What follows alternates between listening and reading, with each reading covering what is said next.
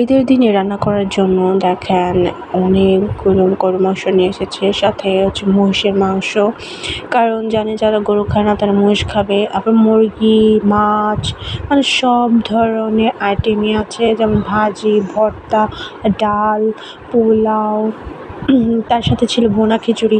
Specially ঈদের সময় মানে ভিজা যে খিচুড়ি সেটাও করে। তো এইবার সবাই বলতেছে যে না, এবার ওরা ভুনা খিচুড়ি খাবে। তো ভুনা খিচুড়ি ছিল, যারা ভুনা খিচুড়ি খাবে ভুনা খিচুড়ি ছিল, আবার পোলাও ছিল, সাদা ভাত ছিল।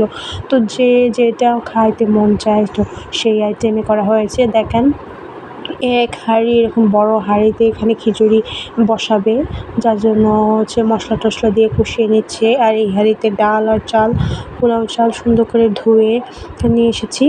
এখানে সব কিছু মশলা দিয়ে তারপরে চালটাকে দিয়ে দেবে। আর পাশে হচ্ছে মুরগির মাংস রান্না হচ্ছে, যেহেতু বাড়ি ভর্তি মেহমান মানুষ, সবাই ঈদ একসাথে করার জন্য গ্রামে আসছে, সুতরাং একটু একটু রান্না করলে তো হয় না, রান্না করলে অনেক বেশি করেই আমাদের করতে হয়।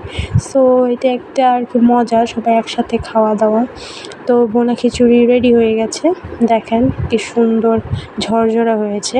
সাথে তো গরু মাংস আছেই। গরু মাংসটা দেখতে কিন্তু কালারটা বেশ সুন্দর লাগতেছে। আমার অনেক দিন ধরেই মানে এই রোজা মাসে মুরগি খেতে খেতে আর ভালো লাগে না, তো গরু মাংসটা অনেক টেস্ট।